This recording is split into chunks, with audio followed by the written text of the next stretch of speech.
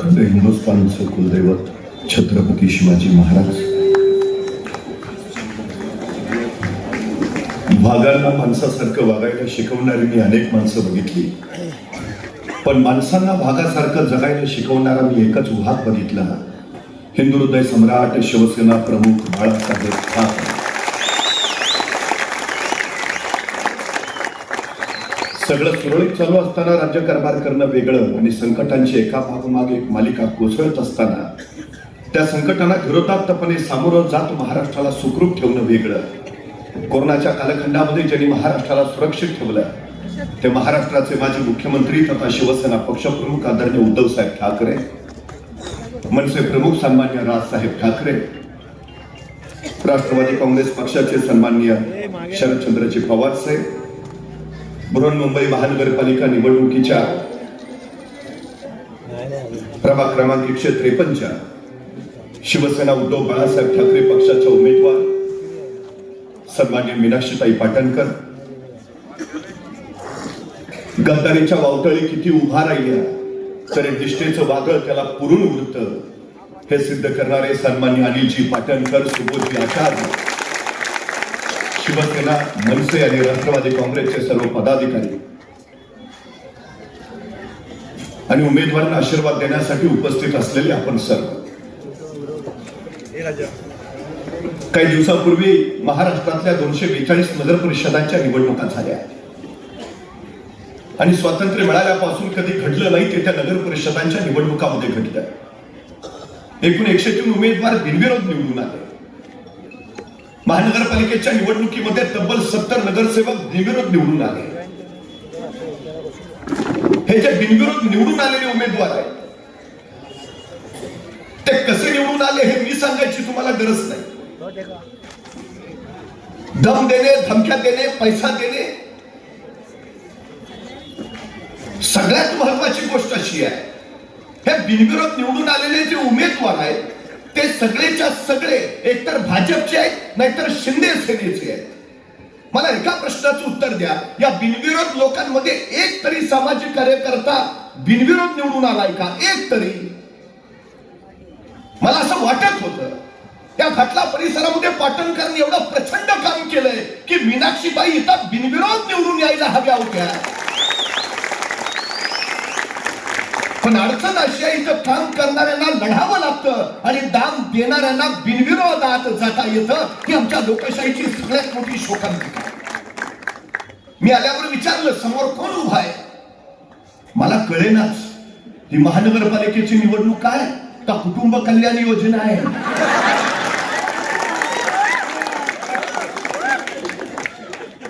या महाराष्ट्राला सुसंस्कृत राजकारणाची परंपरा.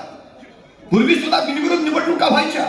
निवडून आलेला उमेदवार एखादा अकाली निधन पावला तर त्याच्या जागेवर त्याच्या कुटुंबातलं कुणीतरी उभा राहायचं आणि एक नैतिकता म्हणून सगळे पक्ष त्याला बिनविरोध निवडून द्यायचे. आणि आता बिनविरोध निवडून येण्यासाठी माणसं मारली जात आहेत. ही या देशाची, महाराष्ट्राची सगळ्यात मोठी शोकांतिका आहे.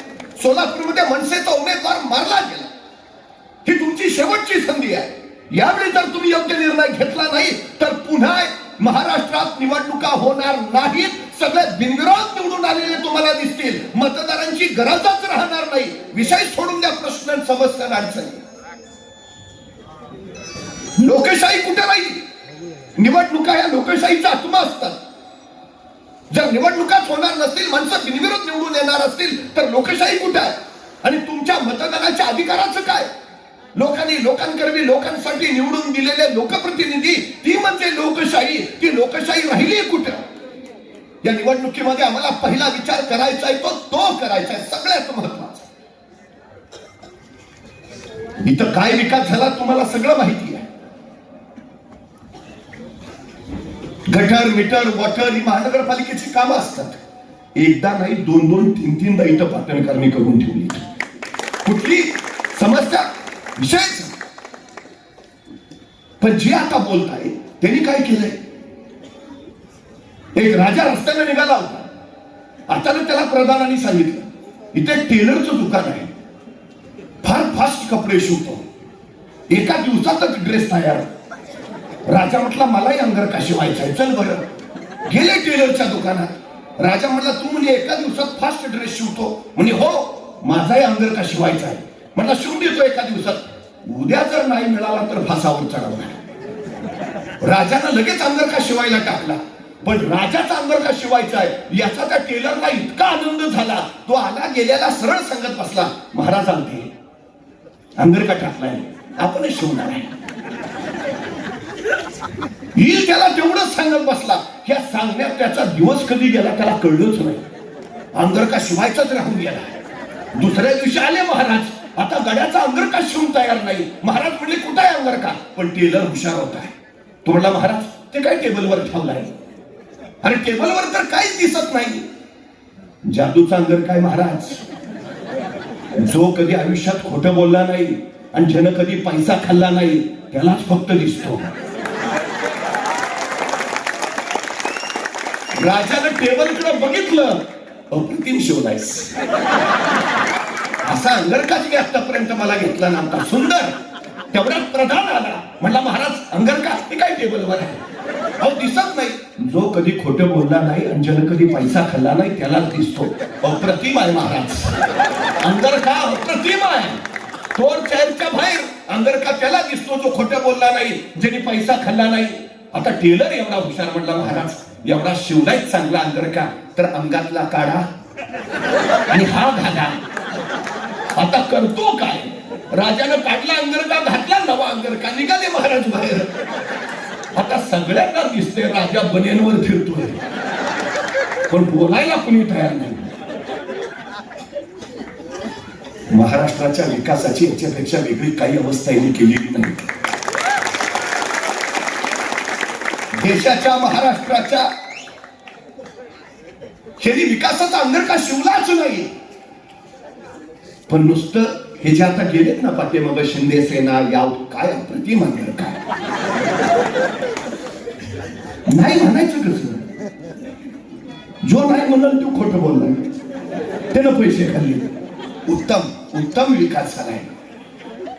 या महाराष्ट्रात दोनच वाहन होते ज्यांनी खऱ्याला खरं आणि खोट्याला खोटं म्हटलं. ते म्हणजे पक्ष प्रमुख उद्धव साहेब ठाकरे आणि राजसाहेब ठाकरे. ते एकत्र आले ते महाराष्ट्रासाठी महाराष्ट्राच्या हितासाठी मराठी भाषेसाठी मराठी अस्मितेसाठी आणि मराठी स्वाभिमानासाठी.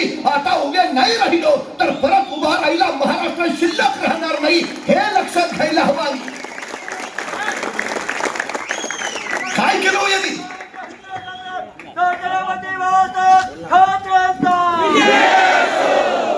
हे विकासाच्या गप्पा सांगतात. 2015 साली स्मार्ट सिटीसाठी 48,000 कोटी रुपये घोषित केले. 2022 ला देशात 100 स्मार्ट सिटी असतील. 22 उजाडलं 24 उजाडलं 25 उजाडलं काही नाही. 1,25,000 कोटी परत टाकले स्मार्ट सिटी. तुम्ही फिरत असाल देशभर एक सिटी स्मार्ट दिसली का. एक सिटी चोर आहे आणि हे आपल्याला सांगताय तुम्ही काय केलं नाही. हेच करायला हवं. ह्या विरोधकांचे 2 नंबरचे धंदे बंद करायचे असतील तर इथं 2 नंबरचं बटन दाबून नीटनाट शिकायला म्हणजे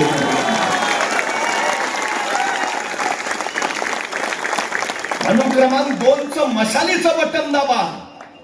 यांचे 2 नंबरचे धंदे बंद करा. त्याशिवाय विकास गतिशीलच होत नाही. त्याशिवाय विकास प्रगतीवरच जात नाही. काय परिस्थिती आहे. ते उपमुख्यमंत्री तर जाईल तिथं लाडकी बहीण योजनेच सांगतात. मला गणितच कळेना. बरं हेच सांगताय कधीही बंद होणार नाही. अहो सत्य तुम्हीच आहे. मग तुम्ही करणार नाही तर सांगता कसा.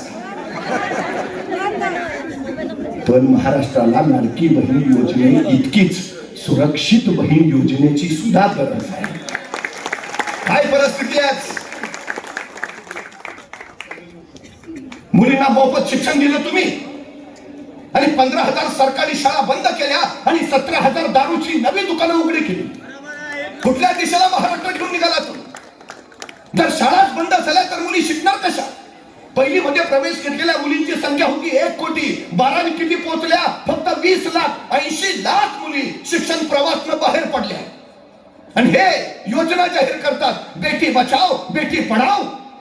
बदलापूर अत्याचार प्रकरणात जो 6 आरोपी आहे त्याला हे भाजपवाले नगरसेवक करतात. आणि हे बेटी बचाव करणार, हे बेटी पढाव सांगणार. गेल्या 2.5 वर्षात 1 लाख मुली गायब झाल्या. 1 लाख. दर 16 मिनिटाला एका महिलेवर इथं बलात्कार होतो. आणि हे सांगतायत बेटी बचाव.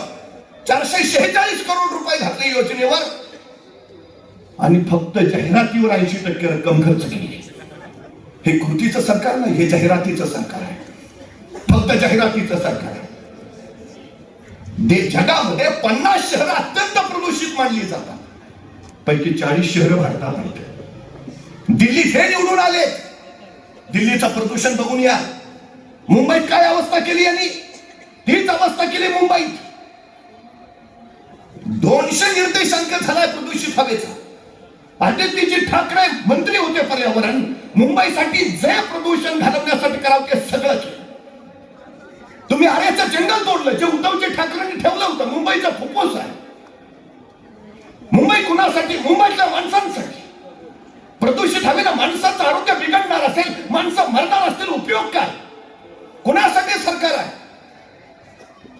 8,200 हेक्टर जंगल कापली.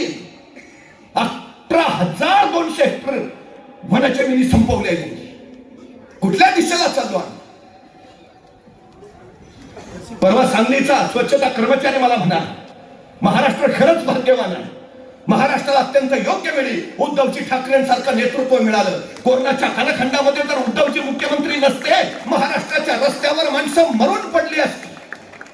तुमच्या उत्तर प्रदेशमध्ये दंगेतनं प्रेत वाहत गेली. आणि कोरोना काळात मुंबईचा पॅटर्न WHO नावाजला. हे शिवसेनेचं काम आहे. हे पहिली महापालिका आहे मुंबई. 5 नर्सिंग कॉलेजेस आणि 3 मेडिकल कॉलेजेस आहेत. पहिली. महानगरपालिकेच्या शाळा मुंबईच्या जाऊन बघा. रांगा लागतात ऍडमिशन घ्यायला. रांगा इतक्या अप्रतिम. मुंबईची बस सेवा अत्यंत स्वस्त दरातली जगातली एकमेव बस सेवा आहे. सुसज्ज सुरक्षा यंत्रणा त्यांनी निर्माण केली. नेतृत्व कसं असावं ते दूरदृष्टीचं असावं. कोस्टल रोड ही उद्धवजी ठाकरेंची सगळ्यात मोठी दूरदृष्टी आहे. कर्जबाजारी असलेली मुंबई महापालिका जेवढी शिवसेनेच्या ताब्यात आली, कर्ज तर संपवलंच, पण 92,000 कोटींच्या ठेवी ठेवल्या. कोस्टल रोडवर कुणाला टोल द्यावा लागू नये. या 92,000 ठेवीतनं ते पैसे जाणार होते. मुंबईकरांना टोल नाही लागला पाहिजे. प्रशासक यांचा, सरकार यांचा संपवल्या ठेवी सगळ्या. तुम्हाला काय वाटतं मुंबई त्यांना कशाला पाहिजे? तुमचा विकास करायला नाही, अदानीच्या खिशात घालायला, तुमच्या जमिनी लाटायला आणि इथला पैसा लुटायला त्यांना मुंबई हवी आहे. हे पहिलं लक्षात घ्या. का लढायचं आहे?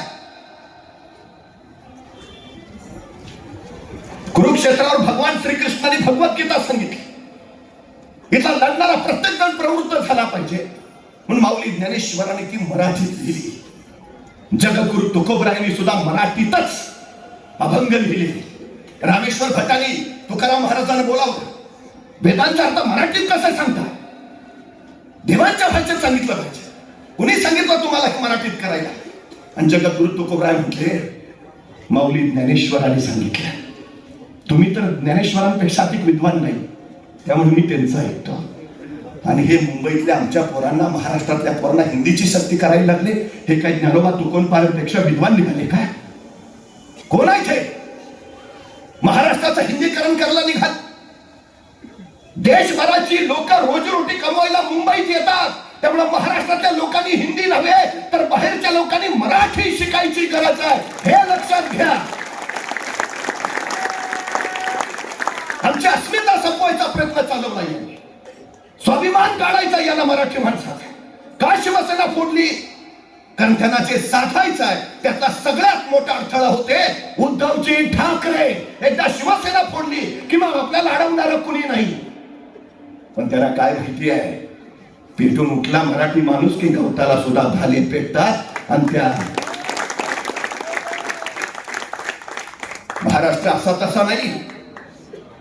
पण एक गोष्ट लक्षात घ्या, भाषा संपली की संस्कृती संपते, आणि संस्कृती संपलं की राज्य संपतं. राज्य टिकवायचं असेल, संस्कृती टिकवायची असेल तर मराठी टिकली पाहिजे, हे पहिलं लक्षात घ्या. सगळ्यात महत्वाचं, ही मुंबई महापालिकेची निवडणूक नाही, फक्त ही मुंबईच्या अस्तित्वाची निवडणूक आहे, ही मराठी भाषेची निवडणूक आहे, ही मराठी अस्मितेची निवडणूक आहे, ही मराठी स्वाभिमानाची निवडणूक आहे, हे लक्षात घ्या. ह्यांना आता मुंबईवर प्रेम आलं. कोरोना कालखंडामध्ये फंड गोळा करायचा होता. आपण सामान्य लोक सगळे मुख्यमंत्री सहायता निधीला निधी पाठवत होतो. भाजपवाल्यांनी काय सांगितलं? पीएम केअर फंडला पैसे पाठवा. त्यावेळी तुम्हाला महाराष्ट्र दिसला नाही. जी संकट काळात महाराष्ट्राच्या पाठीशी उभा राहत नाही ती आमची नव्हे. त्यांना बाहेर काढा. इथं फक्त मशालच पेटणार, शिवसेनेचा भगवाच पडत नाही. तुम्हाला काळजी होती ना आमची? मग 1.5 लाख तरुणांना रोजगार देणार IFSC सेंटर गुजरातला घालवलं. 17,000 कोटीचं डायमंड बोर्स गुजरातला घालवलं. रिझर्व्ह बँकेचं कार्यालय गुजरातला का नेलं? शेअर बाजारचं कार्यालय गुजरातला का? कंपन्या गुजरातला का? प्रकल्प गुजरातला का? सगळं इथून गुजरातला नेलं ना. मत मागायला गुजरातला जा, मुंबईत यायचं नाही, अजिबात यायचं नाही. आमच्या मराठी पोरांचा तोंडचा घास पळवलाय. 42% पोरं बेरोजगार आहेत, नोकऱ्या नाहीत. सगळं तिकडं नाही. काय मराठी पोरं मजूर म्हणून गुजरातला न्यायची त्याला? हे आम्ही जाणलं पाहिजे, आम्ही सावध झालो पाहिजे. मुंबई आपली आहे, आपली. इथं आवाज आपलाच चालेल. हे हृदय सम्राटांचं वाक्य कानात कायम करून ठेवा, कायम करून ठेवा. काय अवस्था आहे पोरांची. परवा एक तरुण इतका वैतागलेला, चौकात उभं राहून सांगत होता, हे सरकार बिनकामाचं आहे, हे सरकार काय उपयोगाचं नाही. पोलीस आले आणि त्या तरुणाला सरळ पकडून नेला. चौकीत गेल्यावर त्या तरुणाला विचारलं पोलिसांना, मला इथं का धरून आणलंय? पोलीस म्हटले, तू सरकारच्या विरोधात बोलतोयस म्हणून तुला इथं आणलंय. तसा तो तरुण म्हटला, मी आपल्या सरकारच्या नाही, मी पाकिस्तान सरकारच्या विरोधात बोलत होतो. पोलीस म्हटले, तू काय आम्हाला वेडा समजतो का? आम्हाला माहित नाही का कुठलं सरकार बिनकामाचं आहे?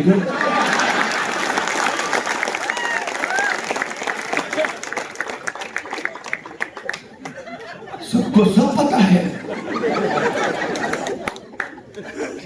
उद्याच्या आमच्या पिढ्यांचं भविष्य सुरक्षित करायचं असेल ना, पावलं सुद्धा नाही पडली पाहिजे त्यांची. तुम्हाला काय वाटतं? हे काय आता चाललंय ते विकासासाठी चाललंय? हे जे गेलेत फुटून शिवसेनेत ना, ह्यांना वाटतं आम्हाला सन्मान दिला नाही, महाराष्ट्राचा आत्मसन्मान ओरबाडायचा यांना, म्हणून फोडाफोडी केली. ते इंग्रज व्यापारी म्हणून आले आणि राज्यकर्ते बनले. हे राज्यकर्ते म्हणून आले आणि व्यापारी बनले. महाराष्ट्राला गद्दारीचा शापच आहे. नाहीतर महाराष्ट्राला पराभूत करायची ताकद कोणाच्या मनगटात नाही, पण आपलेच फितूर होतात आणि मग डाव फिसकटतो. आम्ही जागे व्हायला हवं, सावध व्हायला हवं. उद्याची मुंबई घडवायची आहे. एक गोष्ट लक्षात ठेवा, शिवसेना मुंबईचा प्राण आहे, मुंबई महाराष्ट्राचा प्राण आहे आणि महाराष्ट्र राष्ट्राचा प्राण आहे. राष्ट्र टिकवायचं असेल, महाराष्ट्र टिकला पाहिजे. महाराष्ट्र टिकवायचं असेल, मुंबई टिकली पाहिजे. आणि मुंबई टिकवायची असेल, शिवसेना उद्धव बाळासाहेब ठाकरे पक्ष टिकला पाहिजे. इथले सगळे उमेदवार बहुमताला विजयी झाले पाहिजे. हा अस्मितेचा स्वाभिमानाचा विषय आहे, बाकी काही नाही. उगाच आपलं यांचं ते चाललंय सगळं, याव केलं त्याव केलं. परवा भाजप नेत्याचं पोरग इतिहासात नापास झालं. नेता असा संतापला, सरळ शाळेत गेला, म्हटला पोरग नापास झालं कसं? शिक्षकाने पेपरच पुढे ठेवला पोराचा. प्रश्नपत्रिकेत प्रश्न होता, देशाला स्वातंत्र्य कधी मिळाले? पोरानं लिहिलं होतं 2014. भारतात औद्योगिक क्रांती कधी सुरू झाली? पोरानं लिहिलं होतं 2014. रेल्वे कधी सुरू झाली? 2014. भाजपचा नेता संतापला, अरे काय लिहिलंयस? वर्ग म्हटलं, बाबा तुम्हीच तर म्हणता गेल्या 70 वर्षात देशात काही झालं नाही.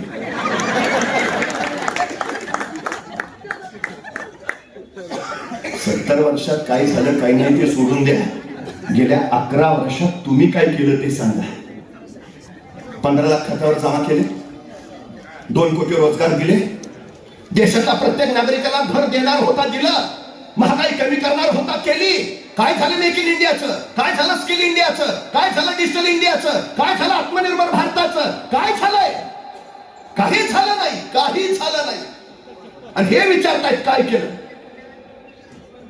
येऊन बघा मुंबईत, ही जी आजची मुंबई दिसते ना, शिवसेना उद्धव बाळासाहेब ठाकरे पक्षाने केली. तुम्हाला विकास बघायचा आहे, या घाटल्यात किती उद्यानं झाली बघा इथं, किती मैदान आहेत बघा इथं. रक्तदान शिबिर होतं, आरोग्य शिबिर होतं, ज्येष्ठ नागरिकांची काळजी घेतली जाते, शाळा उत्तम चालवल्यात, विद्यार्थ्यांचा गुणगौरव केला जातो, आरोग्य सुविधा उत्तम दिल्या जातात, वॉटर विंटर गटर झालंच आहे सगळं. प्रत्येक माणसाची वैयक्तिक स्तरावर काळजी घेतली जाते. असा हा सगळ्यात महत्वाचा प्रभाग आहे जो अनिल पाटणकर, मीनाक्षी पाटणकर आणि आमच्या शिवसैनिकांनी घडवला. हा विकास असतो. आम्हाला त्या विकासाच्या बरोबर जायचं आहे, विकासाच्या बरोबर. बाकी यांनी दुसरं काही केलंच नाही. आता पाटणकरांनी सगळं दाखवलं.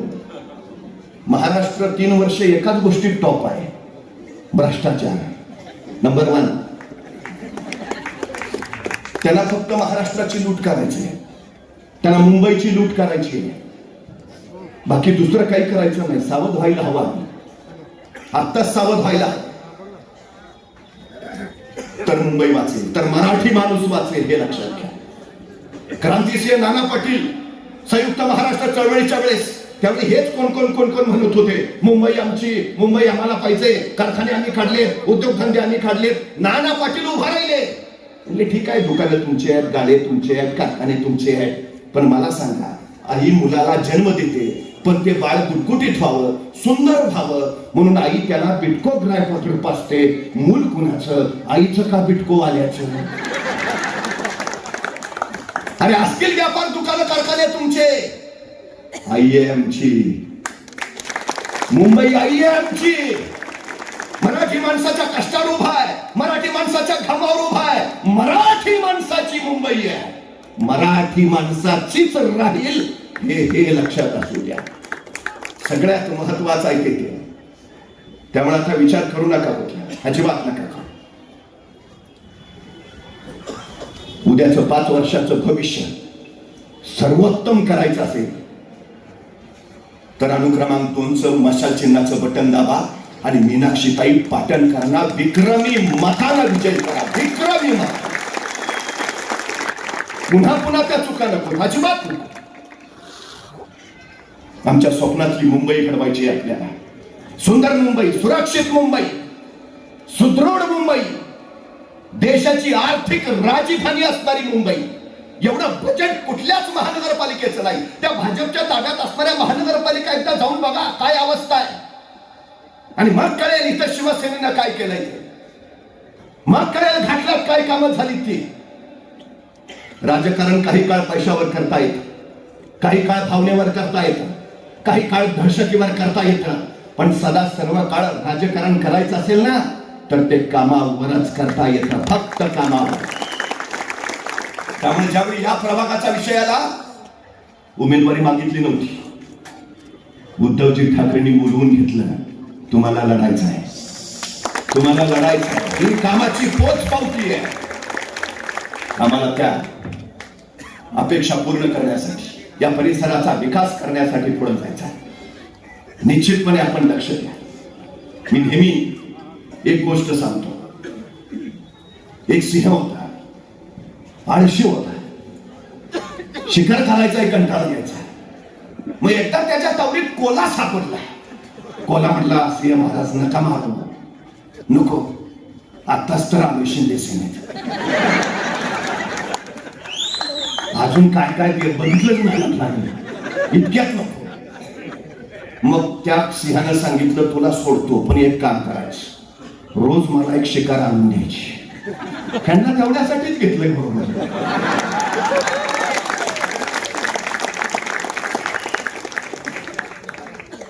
यांचं काम उद्या हे दिसणार पण नाही परत. मग कोला काय करायचा, रोज सिंहासाठी एक शिकार आणायचा. एक दिवस शोधत होता, म्हणला कोणाला, तेवढ्यात त्याला हरिण दिसत. कोला हुशार, हरिण काय असं येणार आहे का, चल तुला सिंह महाराजांना खायला न्यायचंय, नाही ना. मग कोला म्हटला, हरिणराव महाराजांचा निरोप घेऊन आलोय. म्हणे काय, महाराजांचं आता वय झालंय, राज्याला वारस हवाय. मग सिंह महाराज म्हटले, हरणासारखा दुसरा योग्य माणूसच नाही, त्यालाच राजा करू जंगलचा. हरिण म्हणला, काहीतरी काय बोलतो, अरे खरं महाराज, सिंह महाराजांनी आता सांगितलंय तुला घेऊनच यायला सांगितलंय, खरंय का काय, मग खोटं कशाला बोलेल, बनवायचंय तुला राजा, चल लवकर. हरिण पण हुरळलं, गेलं सिंह महाराजांकडं. जसं हरिण टप्प्यात आलं, सिंहानं मारली चप्पल, हरिण निसटायचा प्रयत्न केला, पण शेपटी सिंहाच्या दातात सापडलीच. कसं बसं हरिण सुटलं, पण शेपटी तुटली. पुढं पळत आलं, धापा टाकत उभा राहिलं, वाचलो बाबा. तेवढ्यात कोला मागणं आलाच, तुला काय डोक्याचा भाग आहे का, अरे मला जीव वाचलाय ती नशीब, कसला डोक्याचा भाग, तू येडाय का, गबस तू खोटं बोल नको, उगाच राजा बनवायचं सांगून घेऊन गेलायस, मेलोस तू आज, शेपटी तोडली राव माझी. कोला म्हटला, तुला कळतं का, तू राजा झाल्यावर बसणार कुठं, म्हणला सिंहासनावर. मग शेपटीमुळे बसायला येईल का. सिंह महाराजांनी विचार हा केला की तुला जर सिंहासनावर बसवायचंय, शेपटीमुळे बसता येणार नाही म्हणून तुझी शेपटी काढली. खरं सांगतोस का, मग उगाच आपलं काहीतरी डाऊट घेतो. चल बोलवलंय महाराजांनी, हे नक्की ना पण, अरे हो तर चल. गेलं हुरळलं हरिण, जसं टप्प्यात गेलं सिंहानं परत झडप मारली. चप्पळ हरिण सुटलं, पण नेमका कान सिंहाच्या तोंडात सापडलाच, कान तुटला. धपा धपा पळत पुढं आलं, वाचलं, सुटलं. तेवढ्यात कोल्हा मागणं आलाच. अरे तू काही येडा आहे का, अरे गेल्या वेळी शेपटी गेली, आता कान गेला माझा, तू काय सांगतो. तू राजा होणार ना, मग मुकुट घालावं लागणार का नाही,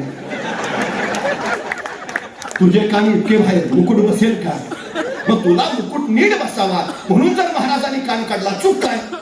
हरिण म्हटलं, असं आहे का, लक्षातच नाही आलं. विकासाच्या नावाखाली हेच केलंय होय, तुला राजा करतो, तुला याव करतो. कोला म्हटला, आता इथंच महाराज चिडले फार, एकदा भेटून जरा बोलणं करून येतो आणि तुला घेऊन जातो. कोला म्हटला, ठीक आहे. हरिण पोचला सिंहाकडे, म्हटला, भेलतल रे. सिंह म्हणला, हे बघ आता त्याला काय माझ्याकडे आणू नको, तिकडच कार्यक्रम करण्याचा आणि मांस फक्त घेऊन ये माझ्याकडे, आता उगाच ती पळापळ नको. कोला लगेच गेला. हरणाला म्हणला, सगळं फायनल झालंय. बेसावत हरणावर कोल्यानंच झडप मारली, सरळ मारून टाकलं, मांस घेतलं. पण तेवढ्यात हरणाच्या डोक्यात आलं, म्हटलं सगळंच दिलं तर हे काय आपल्याला देणार नाही, आपलं मिशन कमिशन आधीच काढून ठेवलं. मग त्याला आधीच हरणाचा मेंदू खाऊन टाकला आणि राहिलेलं मांस सगळं सिंहाला नेऊन टाकलं. सिंहानं मांस बिऊस खाल्लं आणि मग कोल्याला म्हटला, ते हरणाचं मांस बघितलं, सगळं खाल्लं, पण त्यात मेंदू कुठे दिसला नाही रे. कोला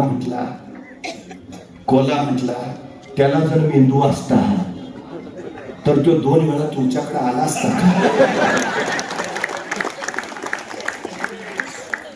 हरणाला मेंदू नव्हता, आपल्याला आहे ना.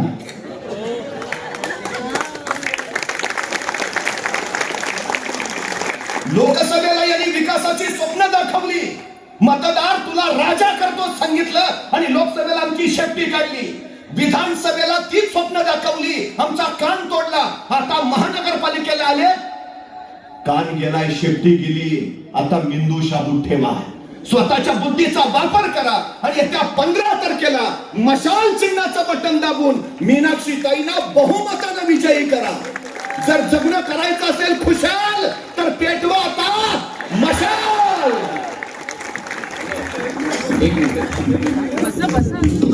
नमस्कार. आजचं भाषण जर हे ऐकून जर मराठी माणूस उठला नाही तर आपला मराठी असण्याचा मराठी माणूस आपण असू शकत नाही. मराठी आज अस्तित्वासाठी आज आपण मराठी एकत्र आलोय. आज साहेबांनी जे भाषण केलंय ते सगळ्यांनी डोक्यात ठेवायचं आणि 15 तारखेला 2 नंबरच्या निशाणी मशालवर निवडून आणायचंय.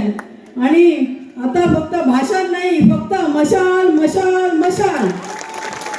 सर्वांना धन्यवाद. आपण इतक्या मोठ्या संख्येने उपस्थित राहिला त्याबद्दल मी आपले आभारी आहे. धन्यवाद. जय हिंद, जय महाराष्ट्र. सर्वांनी राष्ट्रगीतासाठी उभं राहायचं आहे.